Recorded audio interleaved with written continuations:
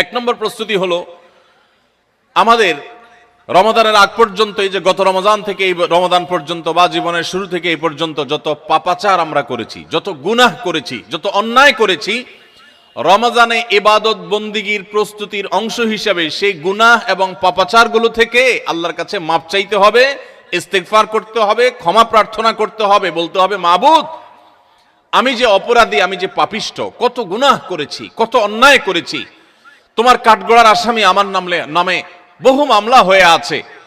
এত অপরাধ করার পর রমাদানে যখন আল্লাহ তাআলা রহমত, বরকত, মাগফিরাত, নাজাত, বহুবিধ কল্যাণ তার বান্দাদেরকে দিবেন, পাপিষ্ঠরা তো সাধারণত আল্লাহর এই রহমতগুলো থেকে বঞ্চিত হয়।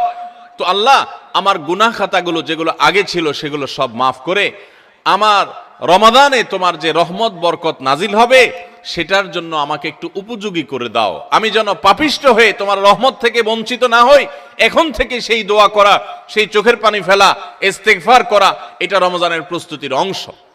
রমজানে যদি ইবাদত করতে না পারেন তো এটা শুধু শখের ব্যাপার না, রমজানে ইবাদত করতে না পারলে তো স্বয়ং নবী সাল্লাল্লাহু আলাইহি সাল্লাম এবং জিবরিলের বদদুয়ার ভাগীদার হবেন। বাউদামান আদরাকা রমাদান ফালাম ইগফারলাহ ওয়ালাম ইগফারলাহ, যে ব্যক্তি রমজান পেল অথচ তার রমজানের গুনাহ খাতাগুলোকে মাফ করাইতে পারলো না, আল্লাহর রহমতের ভাগীদার হতে পারলো না, এ তো কপাল পোড়া, এ ধ্বংস অনিবার্য। তাহলে আমরা আল্লাহর রহমত থেকে বঞ্চিত হই, ধ্বংসের দ্বারপ্রান্তে চলে যায়। রমাদানে কত মানুষকে আল্লাহ মাফ করেন, আমি কপাল পোড়ার মতো সেই জায়গায় দাঁড়ায় আছি। আগে যা ছিলাম রমজানও তাই, একটু রোজা রাখলাম, একটু ইফতার করলাম, একটু সাহারি খেলাম, একটু তারাবি টুকটাক পড়লাম, বাস এ হলো আমার রমজান। রমজান চলে যায়, আমার চোখের পানি আসে না, আমার দোয়া আসে না, আমার কান্নাকাটি আসে না, আমার ক্ষমা প্রার্থনা আসে না, আমার তওবা আসে না, আমার ইস্তেগফার আসে না, আমার জীবনটা পরিবর্তন হয় না, আমার সংশোধন হয় না, আমার আত্মশুদ্ধি হয় না, আমি কপাল মতো পোড়ার মতো পড়ে থাকি। এর অন্যতম প্রধান কারণ হলো যে আমি সারা বছর পাপাচার করে আল্লাহর রহমত থেকে এত দূরে সরে গেছি যে রমাদানের আল্লাহর এই রহমতের উপযুক্ততা আমার হারিয়ে ফেলেছি। এই জন্য শেখ সুদাইস তাদেরকে বলেছিলেন, আমার মনে হয় আমাদের গুনাহ এবং পাপাচারের কারণে আল্লাহর রহমতের উপযুক্ততা আমরা নষ্ট করে ফেলেছি। এই জন্য রমজান আসার আগে প্রস্তুতি হিসাবে আমরা আল্লাহর কাছে চোখের পানি ফেলে দোয়া করে আগের সব গুনাহগুলো মাপ চেয়ে নেই যে আল্লাহ রমজানের রহমতের উপযুক্ত হওয়ার জন্য আমার পূর্বের সব গুনাহ মাফ করে দেন। দ্বিতীয় যে করণীয় আছে রমজানের প্রস্তুতির অংশ হিসাবে, সেটা হলো রমজান মাসের যে ফজিলত এবং মর্যাদা আছে, রমজান মাসের রোজার যে মাসলা মাসাইল আছে, এগুলো এখন থেকে শেখা শুরু করতে হবে। তাহলে মানসিকভাবে আপনি প্রস্তুতি নিতে পারবেন যে রমাদান আসছে।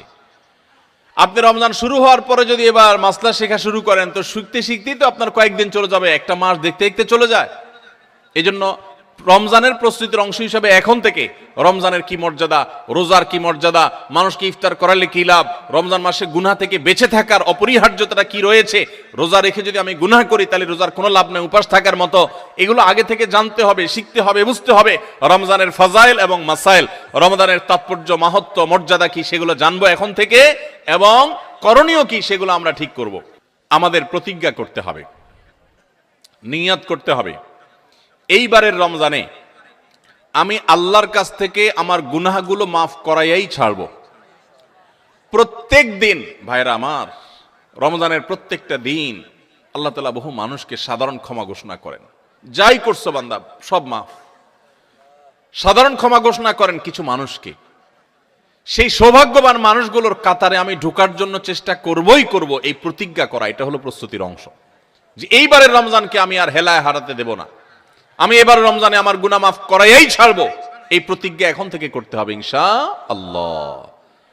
প্রতিজ্ঞা করবেন তো ইনশাআল্লাহ, যে যেই কোনো কিছুর বিনিময় হোক আল্লাহর কাছ থেকে ক্ষমা আমি আদায় করেই ছাড়বো, আমি আল্লাহর কাছ থেকে ক্ষমা নিয়েই ছাড়বো। এখন আপনি বলতে পারেন যে ক্ষমা যে আমি পেয়েছি তার গ্যারান্টি কি, কিভাবে নিশ্চিত হব? ভাইরা আমার, কোন কোন সালাফ বলেছেন আমাদের দোয়া কোনটা আল্লাহর কাছে কবুল হয়েছে আর কোনটা কবুল হয়নি নিশ্চিত হওয়ার কোনো উপায় আছে কিনা।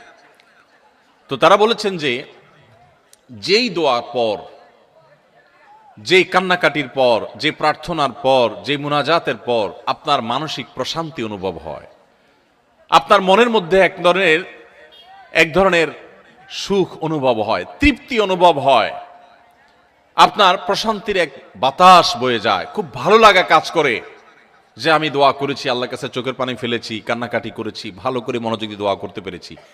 এরকম যদি তৃপ্তি অনুভব হয় তাহলে সুধারণা করতে পারেন যে আল্লাহ আপনার দোয়াটা কবুল করেছেন।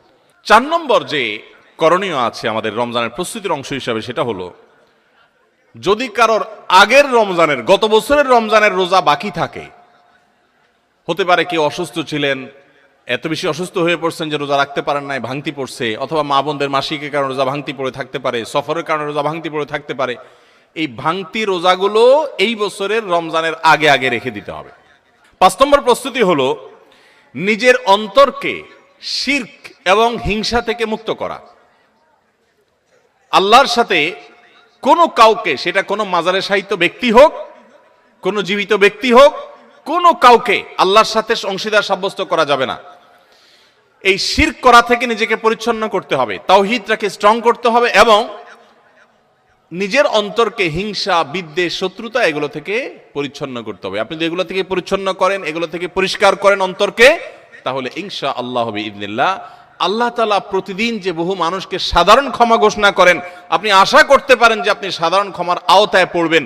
কারণ হাদিস থেকে আমরা জানি যে যারা শিরকের মধ্যে থাকে, যাদের অন্তরে মানুষের প্রতি হিংসা থাকে, শত্রুতা থাকে, তারা আল্লাহর সাধারণ ক্ষমা থেকে মাহরুম এবং বঞ্চিত থাকে। 6 নম্বর প্রস্তুতি হলো বিশেষ করে সামাজিক যোগাযোগের মাধ্যম এবং আমাদের মোবাইল ফোনগুলো নিয়ন্ত্রণ করে ফেলতে হবে, যেগুলো আমাদের ইবাদত বন্দেগীর ক্ষেত্রে বড় ধরনের বাধা সৃষ্টি করে। অনেকেই আছি যে সোশ্যাল মিডিয়ার আসক্তিতে আমরা এরকম ভয়াবহ একটা পর্যায়ে, যে আমাদের ইবাদত বন্দেগীর ক্ষেত্রে সবচেয়ে বড় বাধা হলো আমাদের এই ফেসবুকের নেশা, টিকটকের নেশা, ইউটিউবের নেশা, মোবাইলের নেশা, গেমসের নেশা। অন্তত রমজান মাস উপলক্ষে আমরা আমাদের এই সমস্ত বিষয়গুলো থেকে যদি বেরিয়ে আসতে পারি, এটা হবে সবচেয়ে বড় কার্যকর পদক্ষেপ, সবচেয়ে বড় প্রস্তুতি, সবচেয়ে বাস্তবসম্মত প্রস্তুতি।